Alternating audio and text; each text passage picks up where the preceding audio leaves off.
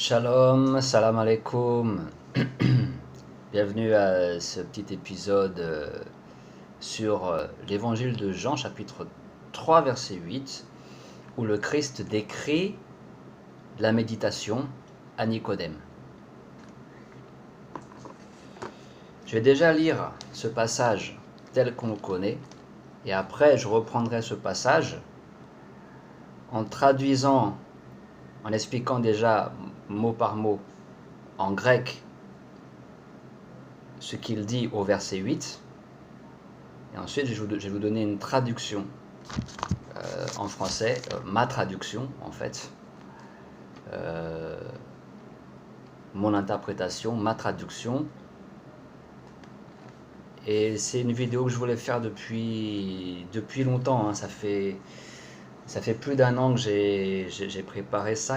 J'ai énormément de, vous voyez, de notes, de versets bibliques, de l'Ancien Nouveau Testament sur la méditation. Donc c'est pas la dernière vidéo là-dessus. Aujourd'hui, je voudrais surtout me concentrer sur ce passage de l'Évangile pour montrer que le Christ a vraiment enseigné la méthode de méditation, qui est la même méthode qu'on trouve dans la Bhagavad Gita, et la même méthode enseignée par le Bouddha Gautama. Alors il y en a qui vont être offusqués de ce que je viens de dire, mais ce sont les ignorants, les imbéciles.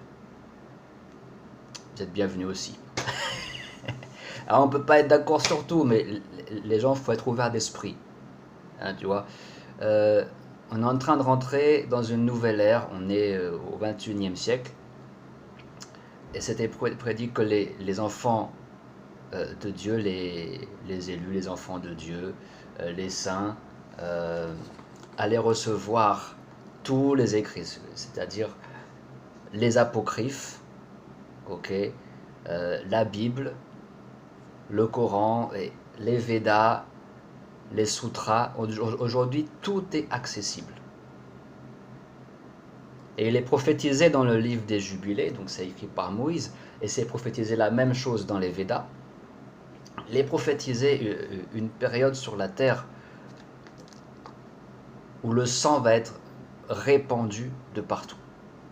Le sang va être répandu sur toute la terre, et on y arrive. Cette troisième guerre mondiale. Et dans ces prophéties, il est dit qu'il y aura parmi les survivants, des gens qui vont avoir avec eux tous les écrits. C'est-à-dire tous les écrits de tous les saints à travers tous les âges. Et qu'on va ressortir de là, de cet âge de ténèbres, avec la lumière de toute cette connaissance-là, et que grâce à cette lumière, on va retourner aux lois de l'Éternel. Grâce à cette lumière-là, on va avoir une meilleure santé, on va vivre plus longtemps, tout va s'améliorer sur la terre. Toutes les conditions de vie vont s'améliorer grâce à cette connaissance. Et là, voilà, j'essaie de faire ma part là-dedans, en toute humilité, hein, voilà. Bon. Alors on commence. Hein. Alors déjà, je vais lire le passage là, donc l'histoire pour qu'on se remette dans le bain. Hein. Donc, et il y avait un homme d'entre les pharisiens, donc je suis à l'évangile de Jean chapitre 3, verset 1. Il y avait un homme d'entre les pharisiens qui s'appelait Nicodème, c'était un chef juif. Il alla voir Jésus, Yahawashai, de nuit, et lui dit, Rabbi, nous savons que tu es un enseignant venu de Dieu, car personne ne peut accomplir les miracles que tu accomplis si Dieu n'est pas avec lui. Yahawashai lui dit alors, oui, je te le dis, c'est la vérité. Si quelqu'un ne naît pas de nouveau, il ne peut pas voir le royaume de Dieu. Donc ça, c'est la phrase du Christ, hein, qui est très très connue. Si quelqu'un ne naît pas de nouveau, il ne peut pas voir le royaume de Dieu. C'est-à-dire que le royaume de Dieu est déjà là partout, parce que Dieu règne dans tout l'univers. Mais il faut naître de nouveau. Et après, il va expliquer comment il faut naître de nouveau. Et je tiens à faire cette vidéo parce que moi-même, ça m'est arrivé il y a quelques mois de cela. J'étais pendant une semaine intensément dans la méditation, telle que décrite ici, et j'ai eu une régénération. Je suis vraiment né de nouveau. Et il faut que vous puissiez y goûter aussi. Si je suis tout seul, c'est pas drôle. Hein? Voilà. Alors je continue, je suis au verset 4. Nicodème lui demanda, « Comment un homme peut-il naître quand il est vieux? Il ne peut tout de même pas entrer dans le ventre de sa mère et naître une deuxième fois. » Donc lui, il comprend tout littéralement. Jésus, Yahawashai, répondit, « Oui, je te le dis, c'est la vérité. Si quelqu'un ne naît pas d'eau et d'esprit, il ne peut pas entrer dans le royaume de Dieu. Ce qui est né de la chair est chair, et ce qui est né de l'esprit est esprit. Ne t'étonne pas parce que je t'ai dit, vous devez naître de nouveau. » Et après on arrive au verset 8, qui est mal traduit, très très mal traduit. Pour nous égarer en fait, à côté de la plaque. Mais là, le verset 8, là comme ça, il dit, « Le vent souffle où il veut, et tu entends le bruit qu'il fait, mais tu ne sais pas d'où il vient ni où il va. C'est la même chose pour tous ceux qui sont nés de l'esprit. » Voilà, donc ça c'est la traduction. Alors, ce qui est bizarre, c'est que là, vous avez le mot « vent ». Quand vous regardez en grec, c'est « pneuma ». Pneuma, alors désolé, hein, je m'excuse d'avance pour mon grec, ma prononciation du grec qui est nulle. Hein. Mais voilà, c'est parce que je vais le prononcer tel que je le lis dans la version Blue Letter Bible. C'est un site sur internet où vous avez mot par mot dans la Bible, avec le grec, avec l'hébreu, et toutes les significations de tous les mots. J'ai utilisé ce site-là pour préparer cette vidéo. Donc là, vous avez le mot vent, en anglais wind. Et en fait, quand vous regardez, c'est le mot pneuma. Or, c'est le même mot qui est utilisé avant quand il dit si quelqu'un ne naît pas d'eau et d'esprit. Vous voyez? Et puis quand il dit ce qui est né de l'esprit est esprit, toujours c'est pneuma qu'il utilise. Et donc là c'est traduit par esprit avant. Et quand vous regardez bien ce mot pneuma, en fait ça veut dire souffle. Ça veut dire souffle. Donc la première définition du mot c'est souffle. Et d'ailleurs, pneuma a donné pneumonie. Pneumonie en français, maladie des poumons. Les poumons. Donc voilà, c'est lié au souffle, n'est-ce pas? C'est lié au souffle, voilà. Donc le premier truc qui m'a titillé, je me dis, mais c'est quoi cette histoire de vent? Ah, on nous dit que ceux qui sont nés de l'esprit, encore, là il faudrait dire né du souffle, mais bon, ils ont dit né de l'esprit. Celui qui est né de l'esprit, il est comme le vent, et le vent ne sait pas d'où il vient ni où il va. Qu'est-ce que ça veut dire ça? Les gens, qu'est-ce que ça veut dire? Le vent souffle où il veut, tu entends le vent. Et puis il y avait ce film aussi, un film américain où tu voyais Jésus et Nicodème, ils sont en train de parler et d'un coup il y a le vent qui souffle. Il y a le vent qui souffle et Jésus dit, voilà, tu vois le vent qui souffle, l'esprit c'est pareil, l'esprit de celui qui est né de nouveau, il est comme le vent. Voilà. En fait, on a vraiment, depuis ces traductions qui ne font pas sens et contradictoires, on a même aujourd'hui des films finalement où voilà quoi, la culture générale chrétienne qui descend à zéro. Alors que dans les premiers siècles, on ne comprenait pas les choses comme ça. Je vais y revenir après. Donc, maintenant, regardez. Pneuma, c'est souffle. Donc, on va aller mot par mot. Alors, ho pneuma, pneo. Ho pneuma, pneo. Le souffle, pneo. Donc, ho pneuma, le souffle. Pneo, ça veut dire respire. C'est l'action de respirer, c'est-à-dire inspirer et expirer. Ok. Donc, techniquement, le souffle respire. Ok. Après, il y a le mot d'après. Hopu, c'est traduit par ou, mais ça veut dire aussi tandis que. Tandis que. Ensuite, on a le mot telo. Donc, telo, ça veut dire avoir en tête, être résolu, saisir avec l'esprit, saisir avec la pensée. Tu vois? Donc, tout ça, moi je commence par traduire ainsi. Le souffle respire, c'est-à-dire le souffle inspire et expire. Bon, c'est pas très français de parler comme ça, mais je suis obligé de faire un peu du mot à mot. Le souffle respire, tandis que tu le saisis résolument avec la pensée.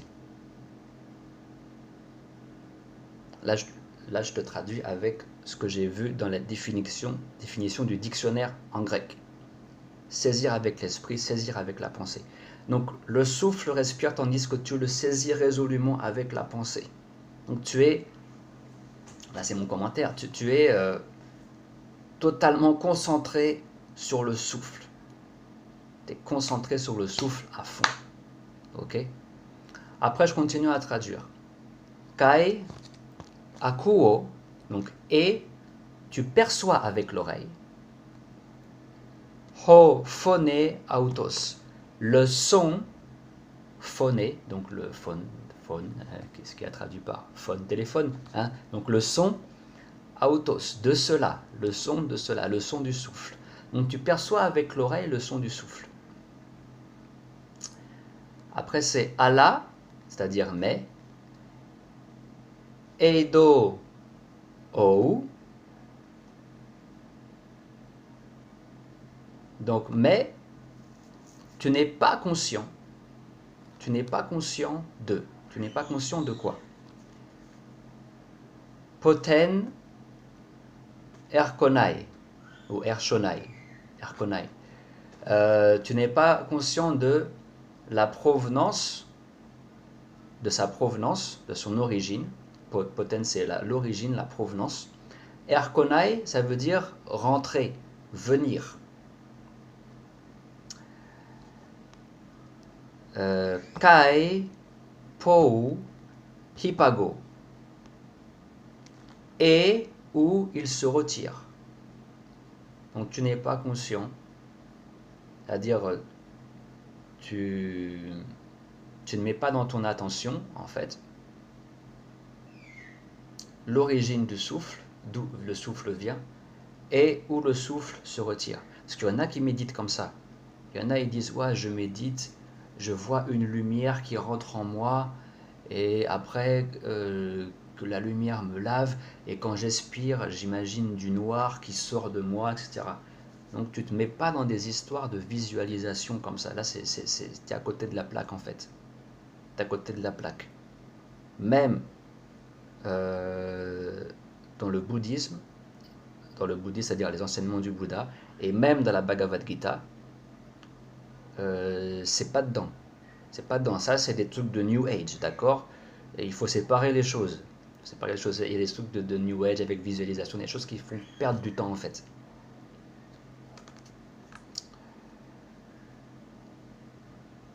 Parce qu'on n'a pas beaucoup de temps, il faut en gagner, les gens. Voilà. Alors, après, il dit quoi? Voilà.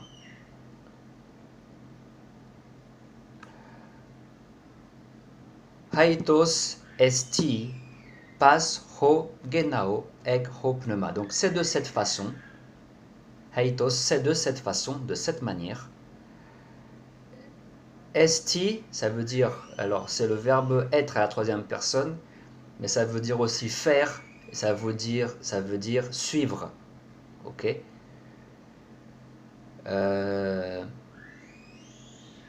Ensuite, le mot passe, c'est tout, le tout, ou bien quiconque, ou chacun. Ho, genau, qui est, donc qui est procréé ou qui est régénéré, parce que genau ça veut dire régénérer aussi.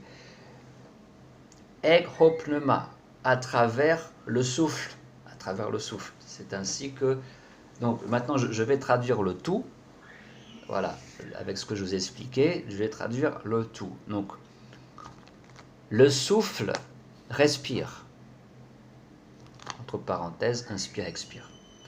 Tandis que tu le saisis résolument avec la pensée et que tu perçois avec l'oreille le son de ce dernier, mais sans être conscient de la provenance par laquelle il rentre et où il se retire. C'est par cette façon de procéder que chacun est régénéré à travers le souffle. Voilà. Ou je dirais, c'est par cette façon de procéder que l'homme, en fait, hein, tout homme est régénéré à travers le souffle. Après, alors pour continuer sur cette histoire de concentration, un peu plus loin, il dit « Et de même que dans le désert, Moïse a élevé le serpent, de même le Fils de l'homme doit être élevé. » Alors moi, j'ai regardé en grec, Moïse a élevé le serpent. Moïse a élevé le serpent. Alors en grec, c'est ophis. Et ophis, on nous dit que ça vient de optanomai, qui veut dire regarder avec les yeux grands ouverts, comme si on voit quelque chose de remarquable. Donc regarder avec les yeux grands ouverts, avec une grande attention, ça veut dire observation, regarder avec inspection et acuité visuelle. Ça fait référence vraiment au fait qu'il faut que les yeux intérieurs doivent être archi concentrés. C'est-à-dire ton attention doit être très très concentrée sur le souffle. Il doit y avoir que ça dans ta pensée en fait. Et tout le reste pas. Parce qu'après il est dit, Moïse a élevé le serpent, donc l'office, donc il a élevé son observation dans le désert, Eremos. Eremos, c'est le désert. C'est comme il est dit dans Marc chapitre 1, verset 12, il est dit le souffle, donc le pneuma, a conduit le Christ au désert. Il faut arriver dans le désert intérieur, c'est-à-dire qu'il n'y a rien à l'intérieur. Il n'y a rien à l'intérieur. Et ensuite, qu'est-ce qui se passe dans Marc chapitre 1, verset 13? Il est dit le Christ a été tenté par Satan, c'est-à-dire l'ego, et il demeurait là avec les bêtes sauvages, c'est-à-dire tu as ton ego et tu as les bêtes sauvages intérieures. Hein, les bêtes sauvages d'intérieur, c'est-à-dire la luxure, les pensées sexuelles. Qu'est-ce qu'il y a comme bête sauvage? La convoitise. Voilà, les 7 péchés capitaux. Voilà, la gourmandise, voilà. Tout ce qui vient de tes attachements à ce monde et ton ego. Donc en gros, quand tu es dans ce désert intérieur, il y a les pensées qui viennent, qui sont là, tu es là avec tes pensées, avec ton ego, donc, et avec tes bêtes sauvages intérieures. Hein, on s'est compris. Donc il dit, pour revenir à Jean, chapitre 3, il dit que Moïse a élevé le serpent. Il dit que de la même façon que Moïse a élevé le serpent, donc élevé son attention, son observation, sa sagesse dans le désert, tu vois, donc dans le désert intérieur, n'est-ce pas, dans le désert où on a tous ces, On est isolé du monde, mais on a nos bêtes sauvages intérieures, n'est-ce pas?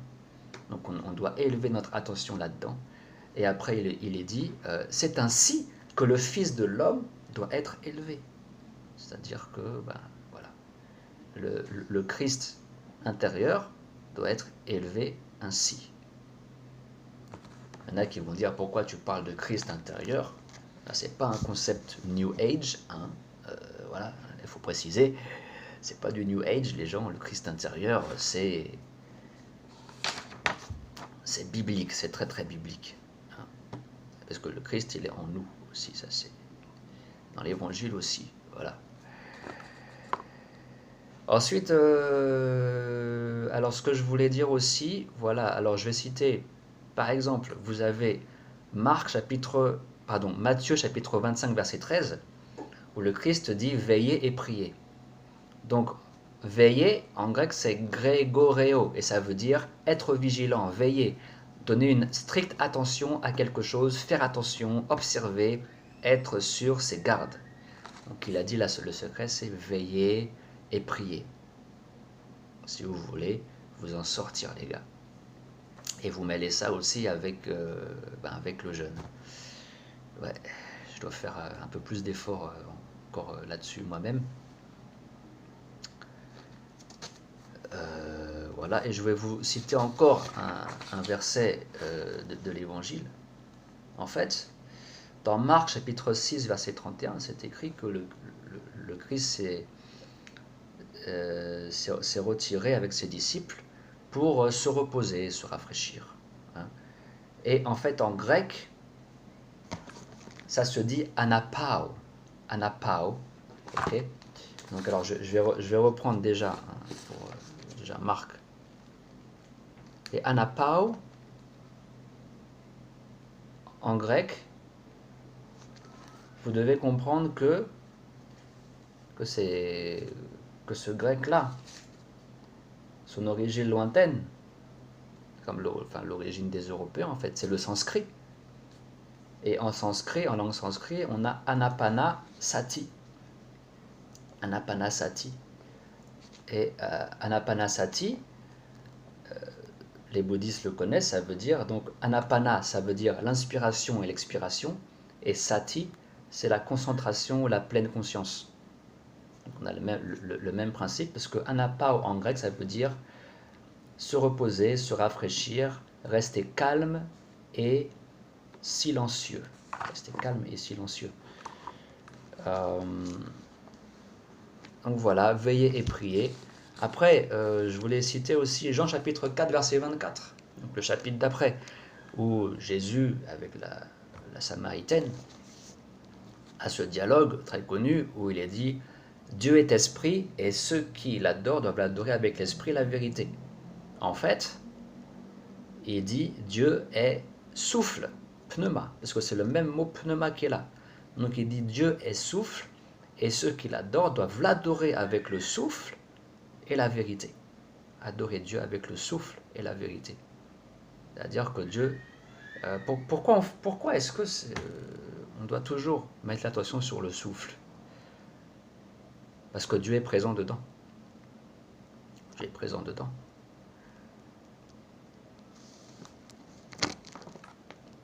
En fait, le nom, déjà, Saint-Esprit,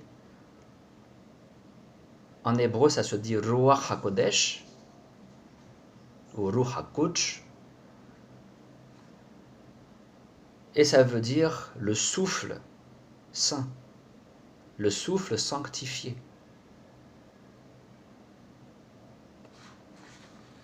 Ensuite, le nom de Dieu, le nom du Père, c'est Yahweh en hébreu. On peut dire Yahuwah ou Yahweh. Et ce mot-là, Yahweh, ça veut dire il respire. Bon, c'est traduit par celui qui existe, celui qui est, mais techniquement, c'est celui qui respire. Ok? Donc, on a la première lettre, c'est Yod, le Ye. Le Ye, c'est le mouvement vers le bas de donner, puisque le Ye, le yod, le ya, pardon, le ya, maintenant on dit yod, mais le ya dans le paléo-hébreu ancien, c'est le symbole d'une main qui est tendue vers le bas, c'est l'action de donner. Après, on a la lettre d'après, c'est le ha, donc le ha, c'est le souffle ha, mais l'inspiration. Après, on a le wow, qui est le ouh, c'est le mouvement le mouvement ou le son en fait du souffle à l'intérieur. Et puis après, on a un dernier ha, qui est le mouvement du souffle de l'expiration. Donc le ya, ha, wa, ha, ou yod, he, wa, he, y, h, w, h,